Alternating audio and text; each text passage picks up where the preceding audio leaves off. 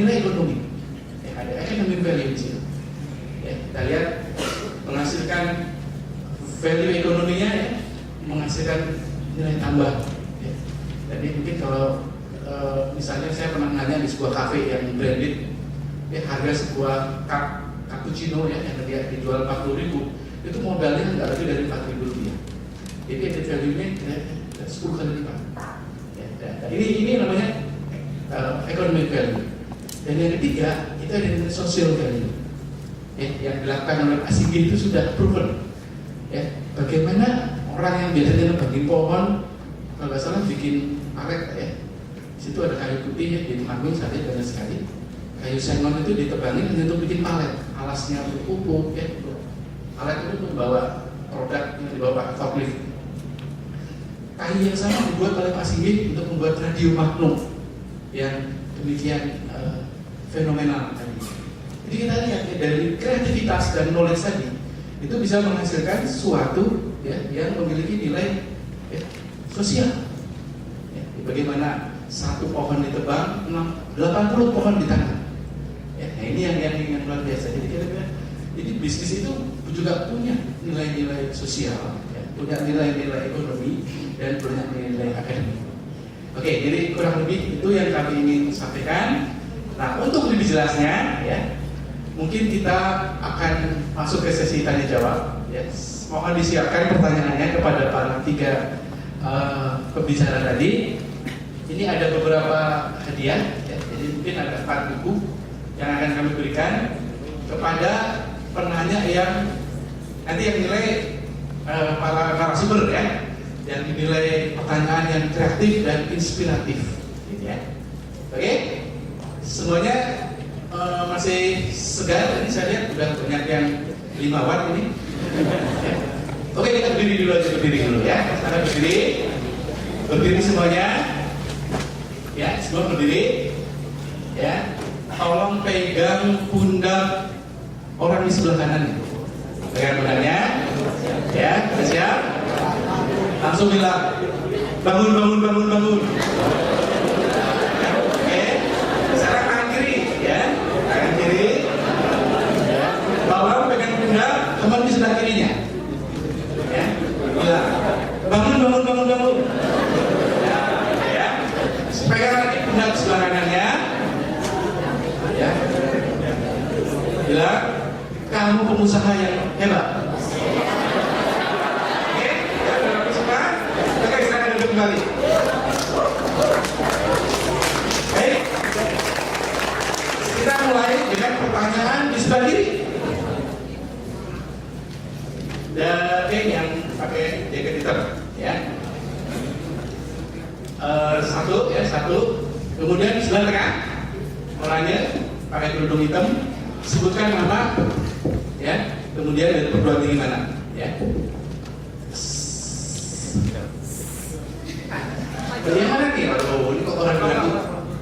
Oke, yang kacamata, ya, sebelah kanan hijau. Ya, oke, ya. Jadi kita punya 4 penanya. Silakan penanya pertama, sebutkan nama dan dari perguruan tinggi mana. Pak, mungkin dari teman-teman dari universitas lain mau bertanya juga. Oh ya. Sesudah ini kita akan berikan sesi dari video conference. Oke. Oke, baik. Selamat siang. Assalamualaikum warahmatullahi wabarakatuh. Ya, menarik sekali, Mas, Pak, Mbak, gitu, ya. Sangat banyak ilmu yang bisa didapatkan. Nama saya Andi dari mahasiswa UI Teknik Mesin. Saya sudah punya bisnis peternakan kambing, sudah punya 200 ekor. Sekarang sudah nambah 300 ekor. Ya, tadi banyak ilmunya. Saya mau nanya fokus ke Mas Hendy, ya, Mas. Mengenai bisnis haji kan, mengenai ini kan eksperimennya banyak, Mas. Saya juga pernah nyoba roti gitu, roti Thailand. Eksperimennya banyak, jadi butuh waktu juga. Itu gimana, Mas? Terus yang kedua, ilmu manajemen harga, bahwa harga ini memang cocok untuk pasaran itu bagaimana, Mas? Oke, terima kasih. Selamat siang. Oke, pada pertanyaan kedua langsung saja. Pertanyaan ketiga siap-siap di depan mic. Terima kasih kepada Bapak dan Mbak, dahsyat banget. Saya ingin bertanya, mungkin boleh Pak kalau saya kepada satu-satu. Saya ingin bertanya kepada Bapak Cindy. Tadi saya terkesan dengan, nama saya sebelumnya, maaf, saya Rizky dari Institut Teknologi Indonesia. Saya jurusan bioteknologi. Gini Pak, saya tuh terkesan dengan Bapak bisa ada istri pendamping di sebelah Bapak yang selalu menyupport Bapak gitu. Bagaimana sih kok bisa mensinergikan antara keluarga dengan usaha Bapak yang segitu sampai ke mancanegara? Karena bagus sekali bagi saya kalau misalnya di Indonesia itu lahir satu keluarga satu pengusaha minimal gitu. Itu yang pertama. Kemudian kepada Mbak, bagaimana menjaga originalitas batiknya itu, kekhasan dengan batik lain apa? Kemudian kepada Bapak Cindy, saya sekarang sudah mulai usaha digital printing. Kemudian saya pernah ketipu Pak. Nah itu gimana sih biar kita tuh bisa kerjasama dengan orang lain, kita bisa tahu ini bisa dipercaya atau enggak? Terima kasih. Assalamualaikum warahmatullahi wabarakatuh. Baik. Yang ketiga silakan. Ya, terima kasih kesempatannya. Nama saya Wahyudi dari UI. Pertama mungkin saya ada 2 pertanyaan. Pertama untuk Mbak Nancy. Sebetulnya kalau yang tadi saya dengar sih, kita kan mesti menjalin hubungan dengan orang-orang yang tidak sejenis. Kalau yang saya tangkap sih mungkin lebih ke arah membentuk suatu komunitas gitu ya Mbak. Kalau terpikir tentang komunitas, terinspirasi dari salah satu seminar yang baru-baru saya ikuti, yaitu seminar tentang open source dari Mr. Richard Stallman. Dia itu berbicara mengenai open source. Nah, pertanyaannya, tadi kan Mbak perkenalkan software yaitu software JBatik. Nah, kira-kira ke depannya nanti mungkin nggak software JBatik ini di open source kan, atau kira-kira siap untuk di open source kan nggak? Karena mengingat kalau kita melakukan open source kan, keuntungan yang diperoleh dari situ adalah keuntungan yang diperoleh dari komunitas, yaitu bisa membangun bersama software tersebut dalam suatu komunitas. Lalu untuk yang pertanyaan yang kedua, mungkin untuk Mas Dendi, sebetulnya ini jadi kayak curhat Mas. Sebetulnya orang tua saya punya usaha kecil gitu, usaha ya makanan kecil, makanan jajanan pasar gitu. Dia usahanya udah lama, tapi ya cukup memprihatinkan sih, sampai sekarang masih belum ada perkembangan yang berarti. Setelah melihat tadi konsep usaha bisnis Mas Hendy yang mengiklankan secara kreatif, saya jadi terinspirasi. Cuma sekali lagi kan kalau untuk membuat sesuatu yang kreatif itu kan perlu modal juga. Nah, kira-kira gimana Mas membuat usaha yang kreatif tapi dengan modal yang minim? Gitu. Ya, terima kasih. Baik. Yang ketiga silakan. Yang keempat ya.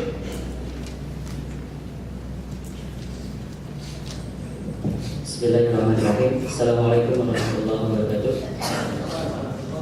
Nama saya Asep Maulana dari Universitas Negeri Jakarta. Mohon maaf tadi tidak disebutkan kali ini. Pertanyaan saya, barangkali untuk nomor 1 ditujukan kepada Miss Nancy dan yang ini juga.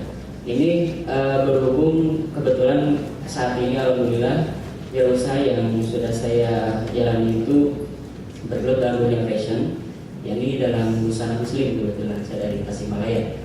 Nah, dalam hal ini saya mau bertanya kepada Miss Nancy khususnya dari segi strategi manajemen dan marketingnya.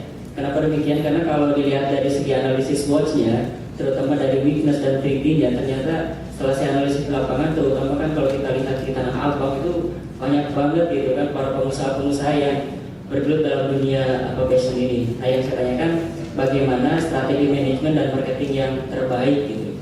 Kemudian yang kedua, seberapa penting gitu makna atau arti dari sebuah riset dalam sebuah perusahaan atau mengembangkan sebuah perusahaan sendiri gitu. Terima kasih. Assalamualaikum warahmatullahi wabarakatuh. Baik. Maksudnya tadi mungkin strategi manajemen pemasaran ya, kira-kira itu ya. Kan manajemen itu kan belum selesai kalau ngomong manajemen ya. Ngomong manajemen itu kayak ngomong lautan ya, zaman sekarang ya. Kayak ngomong ekonomi kan tidak selesai. Ekonomi apa? Gitu. Kira-kira manajemen apa? Pemasaran? Oke. Oke, saya kira sudah ada 4 penanya. Saya persilakan pertanyaan pertama kepada Hendy ya masalah bagaimana tentang eksperimen dan harga. Ya, menarik. Jadi tadi pertanyaan pertamanya gimana sih cara nentuin harga jual gitu ya. Jadi ngeset harga jual gimana? Jadi kalau rumus gampangannya kan harga jual itu komposisinya adalah HPP, harga pokok produksi, kemudian operational cost itu terkait sewa tempat, gaji karyawan dan sebagainya. Kemudian berapa persen margin yang mau kita ambil. Itu adalah kalau kita mau nentuin harga jual. Jadi misalnya kita jual makanan gitu ya, kita jual roti. Roti tersebut harga pokok produksinya adalah Rp2.000.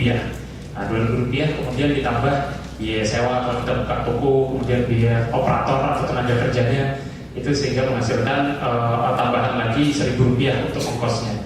Jadi kalau kita mau ambil 30%-nya, keuntungan dari situ ya kita harus menjual minimal Rp4.000 untuk satu roti kan.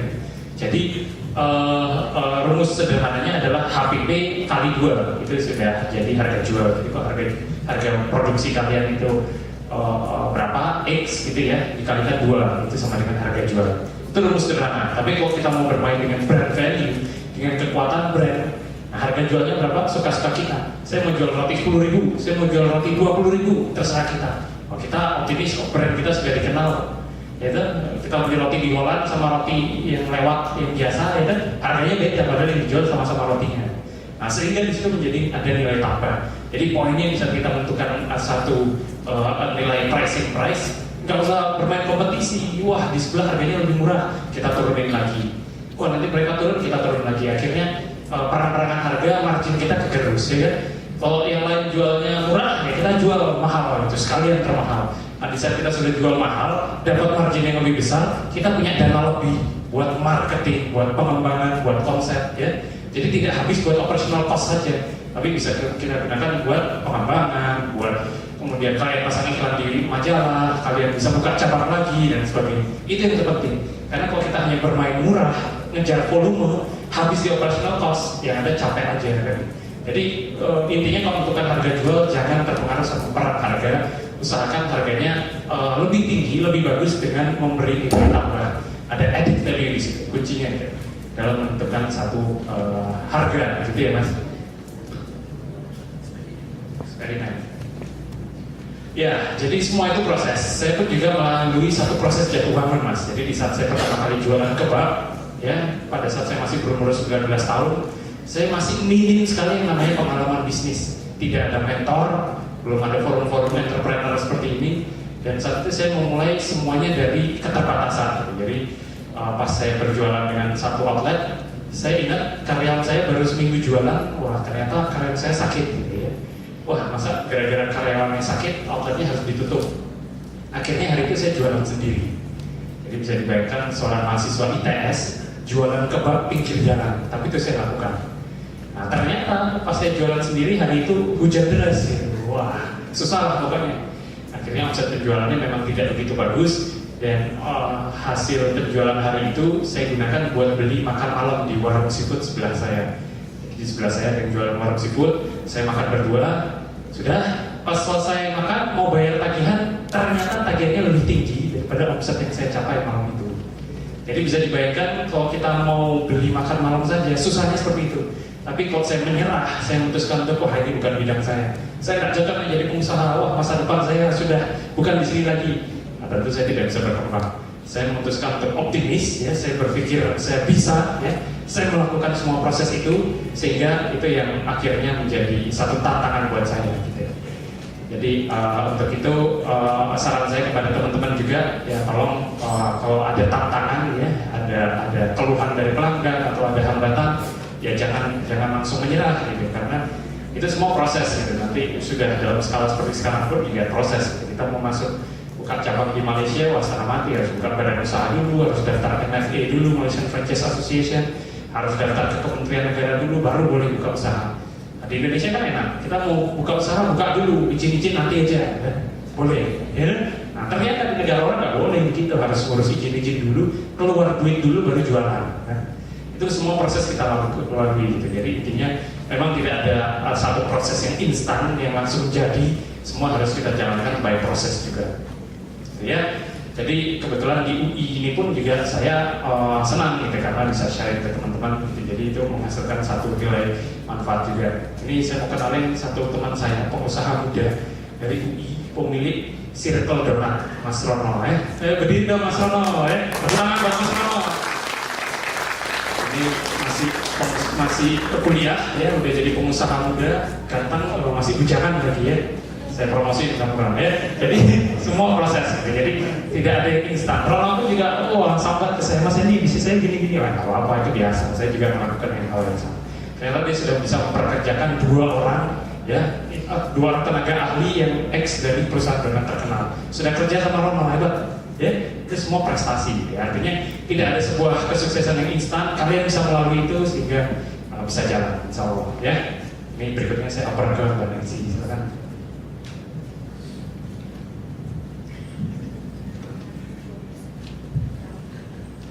Pertanyaannya yang pertama tadi untuk menjaga originalitas dari kata. Kalau buat kami originalitas itu bergantung pada desain ya, dan kualitas produk. Jadi kualitasnya harus dijaga. Setelah itu desainnya kami punya kekhasan tertentu terhadap desain kami. Jadi secara visual dia terlihat lebih rumit dan warnanya lebih terang benderang. Nah, jadi itu ada ciri khas dan ciri khas itu yang tetap harus dipegang. Di sana dijaganya. Sebetulnya menurut saya originalitas itu sama dengan brand ya, sama dengan brand. Jadi begitu kita udah pegang suatu ciri khas tertentu itu harus kita pertahankan. Nah, dan kalau originalitas bagaimana kita menjaganya ya tidak ada cara lain dengan mempertahankan kualitas. Itu aja saya pikir. Dan untuk bisa bersaing di tengah masyarakat karena software ini saya jual juga, jadi kalian sebetulnya bisa memproduksi batik yang sama persis dengan saya gitu. Saya punya brand. Nah, brand itu kalau misalnya dibajak ya berurusan dengan lawyer gitu urusannya. Setelah itu untuk software J-Batik ya dari Mas yang di sana untuk open source. Sebetulnya software J-Batik itu open source Mas. Jadi tapi tidak free, kalian harus beli tapi open source. Nah itu memang dari awal kita punya komitmen untuk bagaimana caranya software ini bisa dibangun bersama komunitas. Jadi setiap orang punya sumbangsi yang baik untuk bagaimana software ini bisa berkembang. Nah itu nanti kedepannya ketika kita keluar versi berikutnya, versi yang terakhir yang kita pegang sekarang ini akan digratiskan. Nah itu memang sudah komitmen kita dari awal. Terus untuk strategi marketing ya, dari Mas yang punya usaha busana muslim, bagaimana strategi saya dalam menghadapi persaingan batik, misalnya batik-batik yang ada di pasaran, misalnya di Tanah Abang atau di mana-mana. Sebetulnya kita harus tahu produk seperti apa yang kita pegang. Jadi seperti saya tadi bicara sama Mas Inggi, kalau saya bicara batik, saya bukan bicara produk saja, saya bicara cerita di baliknya, saya bicara ilmu pengetahuan, saya bicara sains, saya bicara teknologi, saya bicara software, saya bicara budaya Indonesia. Nah, kalau kita membawa latar belakang itu di dalam produk kita sudah keluar dari peperangan harga, kita sudah keluar dari komoditi, kita sudah keluar dari hitungan bulk ya, hitungan komoditi produk. Jadi produk kita, apa yang kita hasilkan, batik saya ini sudah keluar dari peperangan harga. Nah, itu strategi yang saya pakai.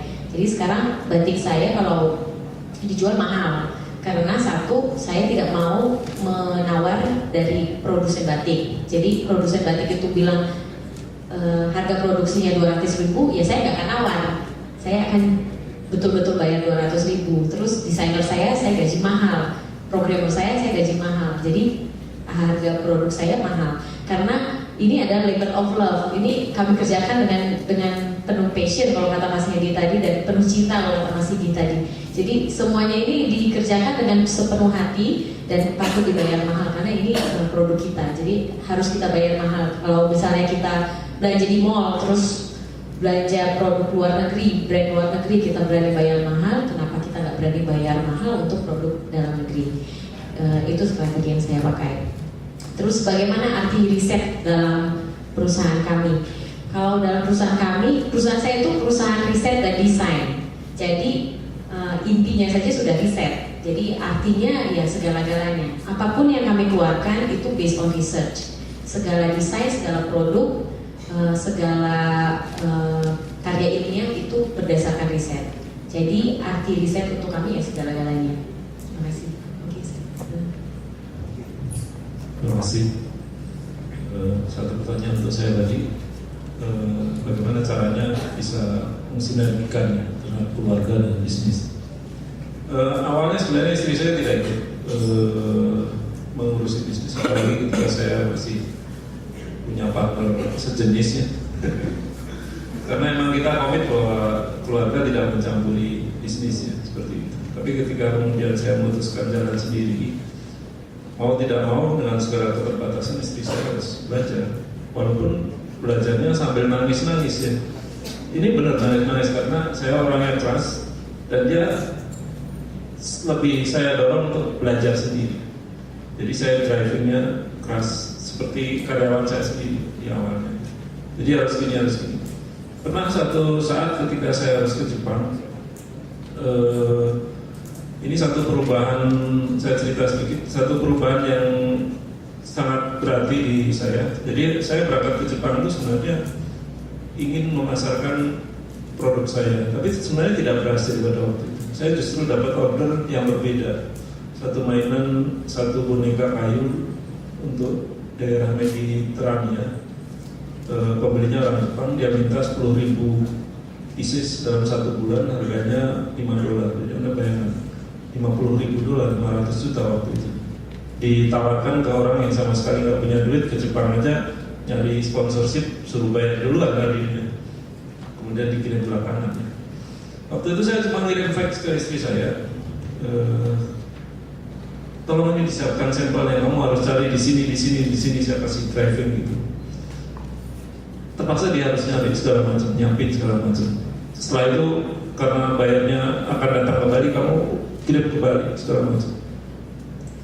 Kemudian order itu akhirnya jadi, dan itu dijalankan pada saat menjelang Lebaran kalau nggak salah. Jadi prosesnya itu menjelang Lebaran, dan kita harus hire sekitar 50 orang tiba-tiba dari pekerja yang tadinya cuma sekitar 5 orang, karena kita harus ya semuanya diikutin, dan istri saya terpaksa harus jalan. Dari waktu ke waktu ya akhirnya dia bisa mengerti lah apa yang dalam teknis produksi dan segala macam. Tapi intinya gini, ada hal yang harus dipertimbangkan ketika kita melibatkan keluarga dan istri pada saat mengurusi bisnis kita. Saya diwanti-wanti satu teman saya yang di Jerman, dia menceritakan tentang satu desainer yang cukup terkenal. Istri dan suaminya bekerja untuk satu biro desain, sama-sama sibuk. Ada satu anaknya yang kemudian jadi pecandu narkoba. Kenapa? Karena anak ini selalu lihat orang tuanya sibuk, selalu bekerja. Ini yang sebenarnya yang kita harus sadari, bahwa setiap apa yang kita lakukan itu mengandung sisi negatif yang lainnya. Kita harus siap melakukan, siap mengantisipasinya. Jadi apapun yang kita ambil satu hal, pasti ada sesuatu hal yang kita harus ketahui. Sisi positif, sisi negatif. Sisi negatifnya apa? Kadang-kadang Anda tahu, saya udah ngantuk-ngantuk malam-malam gini, nggak mau dengar urusan kerjaan, istri saya cerita tentang kerjaan. Itu risiko buruknya. Tapi positifnya, ya kalau suami istri kadang-kadang moodnya jadi hilang gitu, seperti itu. Jadi hilang. Tapi sisi positifnya, ya kita melakukan semuanya dalam satu keluarga. Kita setiap hari ketemu, kita setiap hari melakukan hal itu. Anak-anak tahu permasalahan di setiap hari kita. Semuanya menjadi dekat. Tapi ada sisi lain yang kita harus balance. Kita harus sadari dan kita harus tanggulangi seperti itu. Saya kira itu aja. Terima kasih. Baik, saya kira semua sudah dijawab ya. Pertanyaan. Oke, kita berikan tepuk tangan dulu kepada para narasumber. Tadi ada beberapa hal yang menarik ya. Jadi harga jual itu bukan berarti HPP kali 2 itu minimum. Itu ketika kita memiliki brand ya, harga brand itu jauh lebih mahal tadi. Jadi sebuah produk itu memiliki apa yang disebut dengan konten dan apa yang disebut dengan konteks. Nah, yang kita bicarakan hari ini itu konteks. Bagaimana sebuah produk itu bisa dijual lebih mahal apabila memiliki konteks. Ya, jadi saya di satu pameran di Jakarta sini ada kawan satu set, ya, Petro Gareng Bagong itu dijual dengan harga 1,5 juta. Wah, 1,5 juta saya kaget, mahal amat gitu ya. Saya datangin, yang bikin orang Bandung. Ini kok mahal sekali? Oh iya Pak, lihat craftsmanship-nya bagus. Jadi dibuat dengan kehalusan dan detail, ya, dan lucu, 3 dimensi lucu, ya. Nah, jadi intinya dia, oke, saya deketin. Kemudian saya nanya, kenapa kok harganya 1,5 juta? Dia bilang, loh Pak, ini ada ceritanya. Jadi ternyata begitu si Semarnya itu ada buku tentang Semar kecil. Cerita, oh Semar itu dulu tuh dewa. Karena dia punya dosa, terus dia berubah jadi manusia yang buruk rupa di bumi. Ya, dia ada ceritanya bagus. Petruk ada ceritanya, Gareng ada ceritanya, ada cerita tentang Petruk jadi ratu, gitu, bagus ya.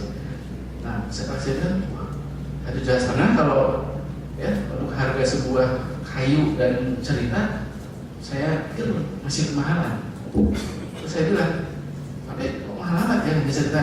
Ya dicetak dengan buku kecil yang nggak terlalu bagus ya. Dia bilang, Pak, ada animasinya. Nah ini ya, ternyata di situ ada animasinya cerita Petro Gareng Bagong, lucu sekali. Saya bilang itu murah 1,5 juta. Ya, begitu saya nanya, Mas ngomong-ngomong, yang bikin mahasiswa, produksinya berapa? Ya nggak lebih dari 200.000 produksinya, luar biasa. Jadi kita lihat, kalau kita jual suatu produk itu hanya ya physically, ya hanya man hours, hanya keringat, itu harganya nggak akan mahal.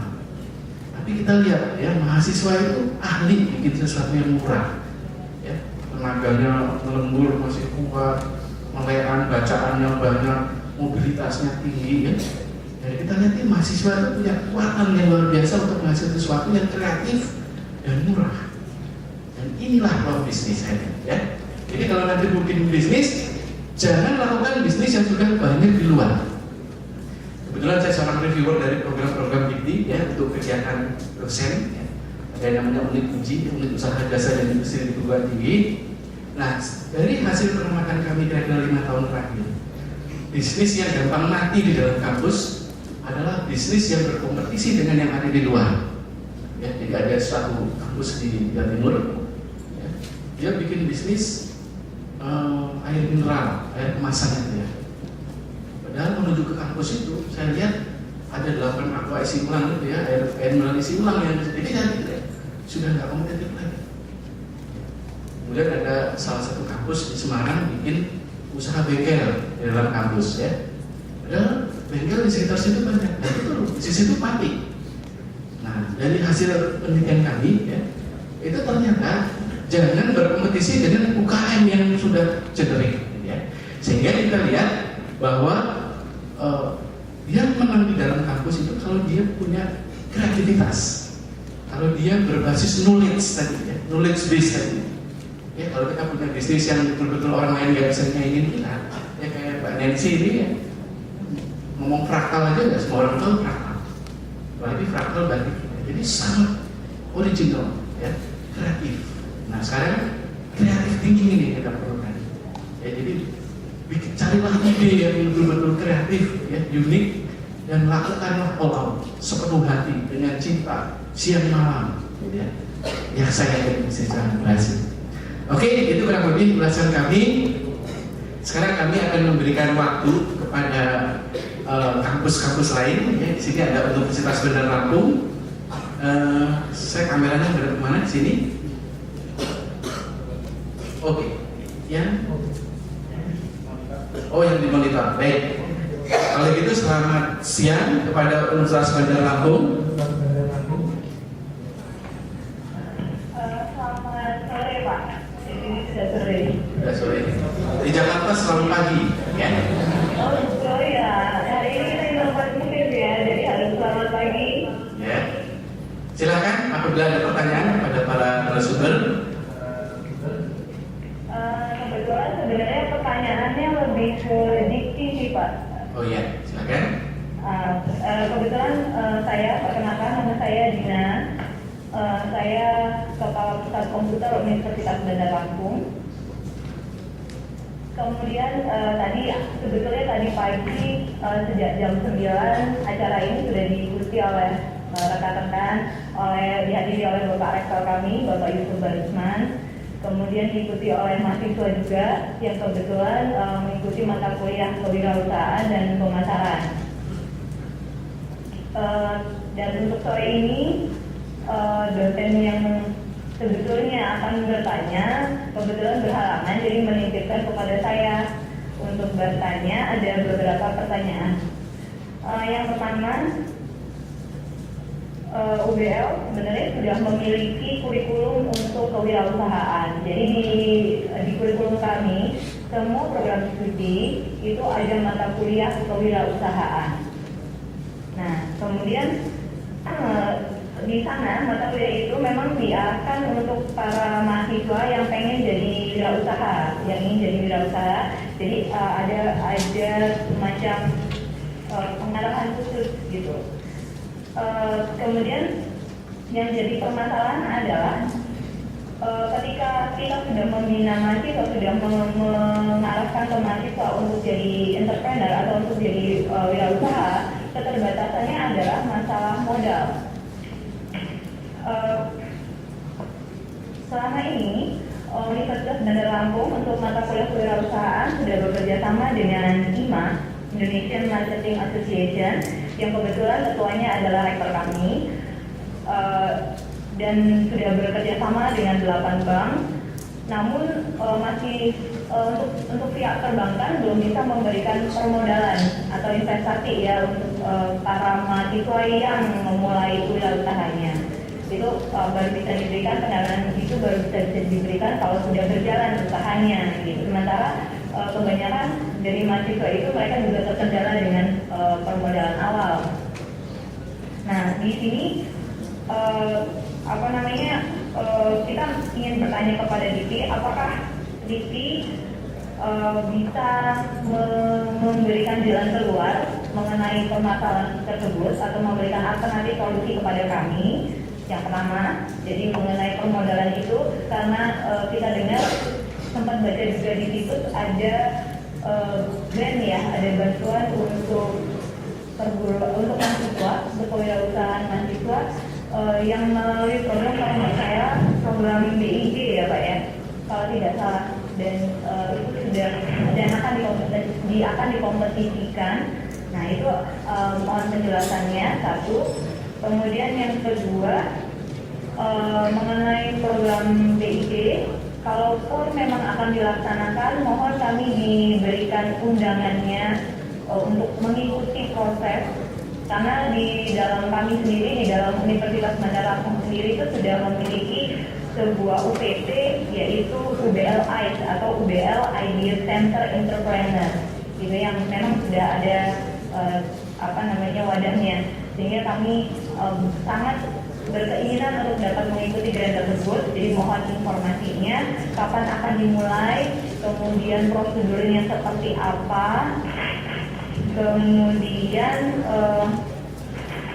yang selanjutnya adalah mengenai acara ini. Jadi pertanyaan saya yang ketiga ya berarti ya. Pertanyaan saya ketiga mengenai acara yang diselenggarakan OI. Kalau tidak salah besok akan dilakukan juga TOT untuk dosen ya. Nah, pertanyaan saya, apakah TOT tersebut bersifat internal itu saja atau bisa diikuti oleh universitas lain dengan memanfaatkan fasilitas video conference? Jika bisa, kami ingin mendaftar, sudah ada beberapa rekan-rekan yang ingin mengikuti TOT tersebut.